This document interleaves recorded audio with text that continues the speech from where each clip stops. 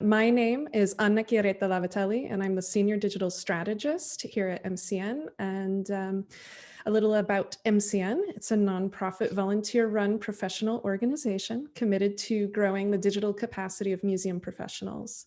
MCN has developed a deep, active community engaged in year-round conversations, webinars, resource sharing, and of course, we culminate together at this annual conference. As an MCN member, you get to join special interest groups. Be sure to check one of those out.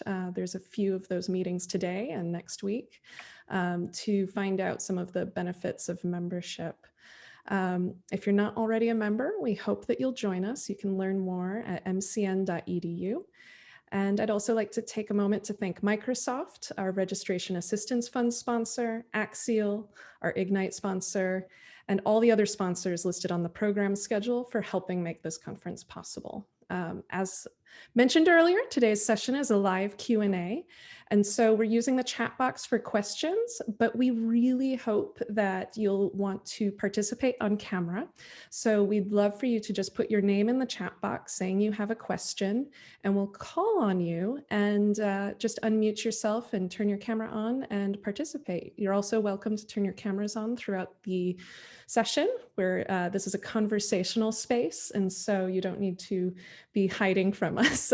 So I'm going to kick it off to Antonella Poce, who's also going to introduce her co-presenters, Maria Rosaria Re, Alessio Caccamo, Francesca Amenduni, lo siento, Carlo de Medio, Mara Valente, and I hope you have a really great session.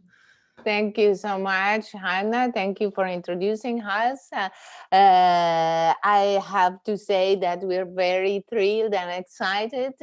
This is our first time on MCN, but really this is amazing. I really love this conference. I really love meeting you all. I wanted to tell you something about our group. I chair the Center for Museum Studies at the Department of Education, University Roma 3, in Italy, in Rome, of course. And here you have some of the colleagues that are working with me within the Center for Museum Studies on different projects and subjects. Of course, as you might understand from the title of the center, we deal with museum studies, but our interests, our research interests are focused on the use of technology in museum environments, especially, of course, for educational purposes. There are different young people here, very bright young researchers that I'd like to introduce you. We have Francesca. I'm just mentioning them according to the pictures that I'm seeing here. So Francesca Amenduni, Maria Rosaria Re, Mara Valente, Alessio Caccamo, and Carlo de Medio. They have different profiles. What we have been trying to do in our Center for Museum Studies that was created in 1994, so it has a considerable soundtrack, especially in international research and in training for museum educators. We have been trying to have an interdisciplinary team, and that's why they have we have been contributing together to the virtual interactive exhibition that we have put together and that we introduced with this session. Francesca Amenduni, she will tell us about her, but anyway, she has a profile in a background in psychology. Maria Rosaria Re has a background in humanities. Mara Valente is an art historian. Of course, they are now researchers in education and experimental pedagogy in particular. That is our field. But anyway, their background is different. Carlo de Medio is an engineer. sorry, and Alessio Caccamo is a visual designer. As you might imagine, we have been trying to collect different kind of profiles in order to be the most effective we could in our work. As I said, I hope that you had the opportunity to watch our video, our presentation. But in order to have a sort of ice-breaking session, introduction, let's say so, I would like to let all the contributors participate and tell something about what we did. So as you can get from the title, we have been working on designing different inclusive learning paths. We have been working on this idea of inclusion, of using museum environments as places to facilitate participation in social in the social life of the community. So that's why we have been working from different kind of perspectives on the topic of inclusion, and a specific project has been carried out within our university with different departments involved, but also at the international level with the University College of London. Anyway, the pilot experimentation is based on this connection of digital storytelling and museums, and on how this connection could enhance education and public engagement. So the background for this research is based there, and I would like Maria Rosaria to tell us about this idea of the object as facilitator in this sense. Yes, thank you, Antonella.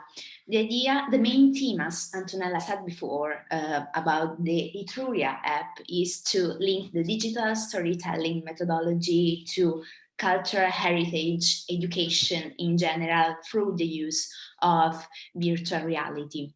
The idea is that the museum object is for sure a migrant object because it tells a lot of stories. From the beginning of the object, for example, how these objects were created or how they were found, how they arrived in a museum. And we think that this connection between migration and inclusion in terms of social inclusion could be pivotal in our project. Through the use of digital storytelling, so through the use of narrative story, we want to promote communication and collaboration, but for sure also empathy within our app.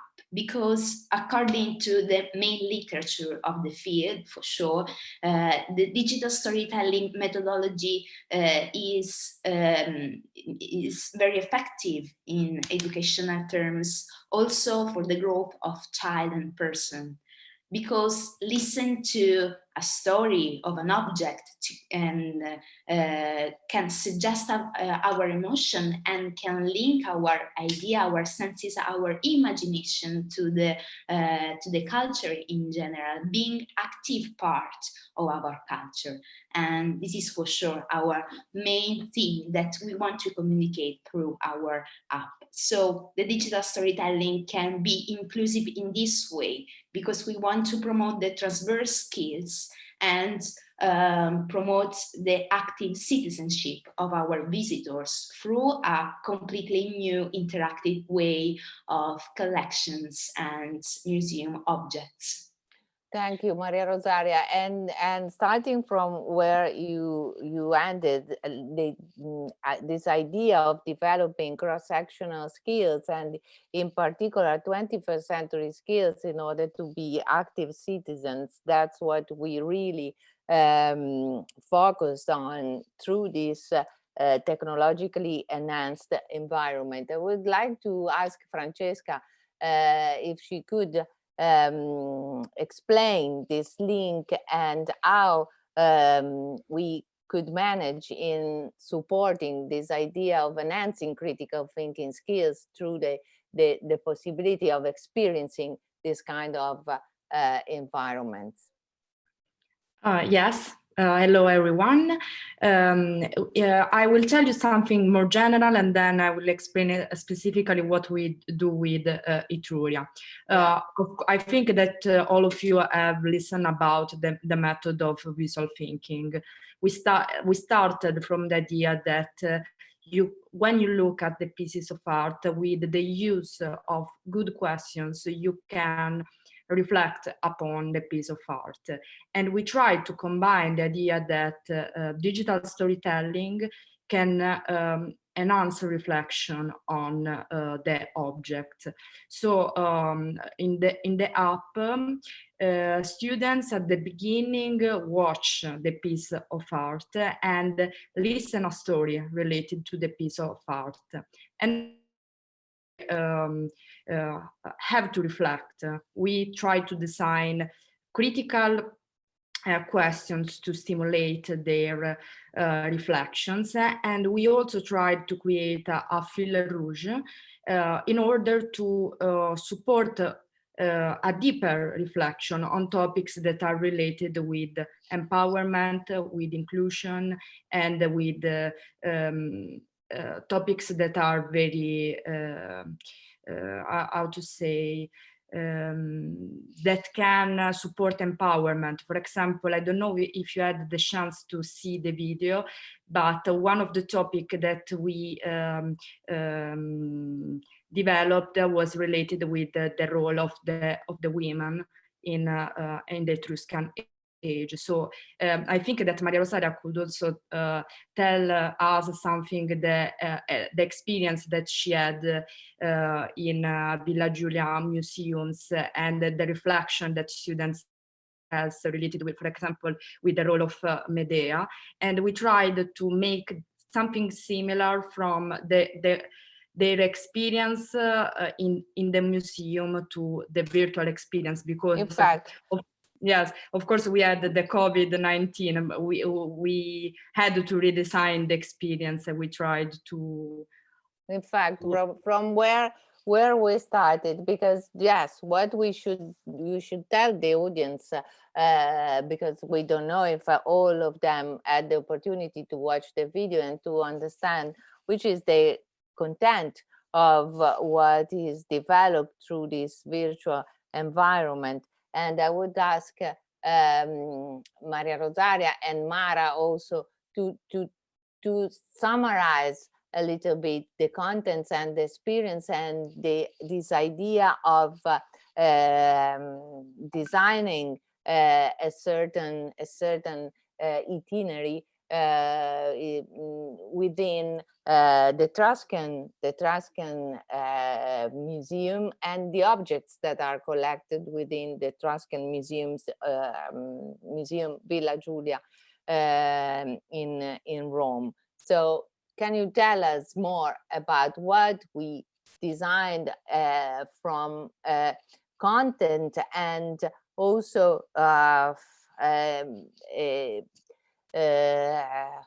let's say a rational point of view?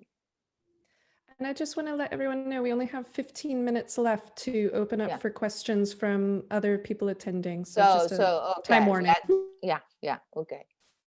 Let's just give an idea of what we did and why we chose certain objects. Yes, we constructed a museum learning path starting from 5 museum objects of the Museo Etrusco Villa Giulia, that is one of the most important Etruscan museum in Italy. And these 5 objects were selected because they are closely linked to the women figures in the Etruscan world. The idea was to promote and solicit critical thinking through the use of narration. And we produced this learning path in presence before the COVID experience. And unfortunately, or fortunately for our Etruria app, we decided to create this app in order to have an opportunity for other people, especially who has social exclusion problem, because our first experimentation was with people with cognitive disabilities, and we used this app in order to promote inclusion and critical thinking reflection also via online, also through the virtual reality. So yes, the idea behind it was to use the Etruscan women way of living as a main theme, as a topic, in order to enhance the definition of and the understanding of reality, the development of certain reflective skills through interaction, but starting from the visual thinking and digital storytelling connected to that specific object. Each object tells its own story, and that makes sense. That helps making sense of reality, and it helps reflection. I think Alessio underlined the inclusive choices that we made for the Etruria app also. Absolutely, absolutely. From his point of view as an expert in visual and design point of view. Of course, very briefly, because as Anna told us, we need to open to questions. But anyway, please. Of course. Yes. Thank you, Antonella, and hello to everyone. Thanks. So, from the visual communication design point of view, our application has 2 fundamental characteristics. On the one hand, the virtualization of the museum spaces and its artworks, and on the other, the interaction and the movement within it. As regards the first point, it was designed to make the virtual environment of the museum as abstract and neutral in terms of visual language. The motivation traces back its origin from the aim to create a counterweight environment, respect to the decorative richness of the objects it contains. Nevertheless, the sequential structure of the rooms has been maintained. This layout is a typical element of the contemporary architecture near to the Villa Giulia Museum. From the point of view of the software used to design the application, the artworks contained within the application and the virtual environment were designed using the 3D modeling software Rhinoceros, together with the photo editing software Adobe Photoshop, for the definition of the covering textures and patterns of the decoration and the objects. Next, for the interaction part, the design elements were incorporated with the Unity software. The user can move within the virtual space through an interfaces designed with Adobe XD and designed to obtain the highest level of usability and readability. And about the readability, we have to say one thing that it's very important for us. The app is designed to achieve a high level of readability. For this reason, even the font that we use in the app had the aim of allowing as easy reading even towards the subject with SLD disorder. Yes, in fact. Thank you so much. Thank you so much, Alessio. So we'll open to questions. I know we we have a short amount of time allowed to us, so I hope we'll be able to answer your questions. Please share your questions on the chat, or give us. And maybe just to kick it off, I would be really curious to hear, and I don't know who wants to speak to it, but this idea of the virtual and the physical in storytelling, and the sort of major considerations that or things you learned through this project that you think we need to know about. Yes, I think Carlo could answer this question. Yes, can you please explain better what you want to say? Yeah, because it's yeah, absolutely. Sort of what were key learnings from sort of the difference between physical learning in a physical space versus virtual representation? There are a lot of difference. I'm sure there's a lot. Sort of, so maybe what was most significant to you?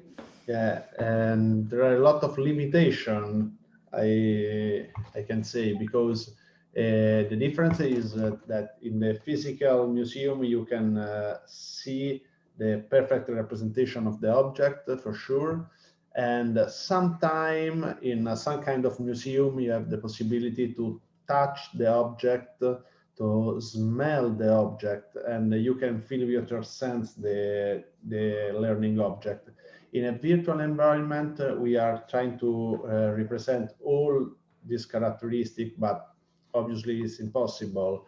So we have to go over the problems of the real representation, because some museum doesn't allow us to go inside and get the 3D representation of the object.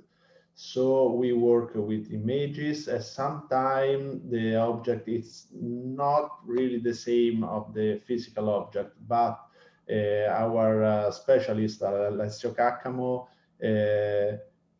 produced the object for this path with his hand. He sculptured it, we say in German. The other limit is the sense limits, so it's impossible to give to the user a sense of a smell or a taste, but we try to insert something like a soundtrack. So we follow the user with a sound, and every room have a different soundtrack, and we try to make the environment the most similar as is possible to a real museum. We have a few more questions that just came in. Yes, I've seen them, so I wanted to answer, especially first of all we have to about Emily, 5 minutes left. Yes, we have 5 minutes left, so I'll try to be very brief. Emily, actually, thank you for your question. We had to readjust the target audience because we actually conceived this environment for different kind of public, of users, and then after museums had to close down in Italy, we had a complete different kind of users. We at the very beginning we thought that this what we were conceiving was due to support the physical visit at the museum. Instead, in the end, it became just a virtual reality dimension. But actually, we through the experimentation, and if you are all interested, of course you can contact us afterwards, and we can give you more details regarding the results of the experimentation we carried out, where we got a very interesting feedback from the users that were engaged in this kind of solutions. Another question is, do you plan to transition to mixed reality given your new reality living through the pandemic? Yes, I think we have to think about this kind of mixed reality we've been experiencing during these months in the post-COVID era. But and so we need to focus on this kind of mixed reality for the future, even if a vaccine will be found, and we'll try to be back to what we remember as normal life, but it will never be the same. When is the story better told in virtual reality than in the physical space? Yes, thank you, Siri. That is true. Actually, it can be better told in virtual reality because of the engagement levels that we managed to reach through this narration and through the possibility for the objects to tell their stories as migrants, as living beings. And also, Antonella, because of special educational needs, for example, of cognitive problem, if they have the possibility to stop the narration in a virtual experience and to clarify the meaning, for example, of particular terms, have a layout that it's useful for their characteristics, it will be better in terms of inclusion, for sure. So it's better also in these terms.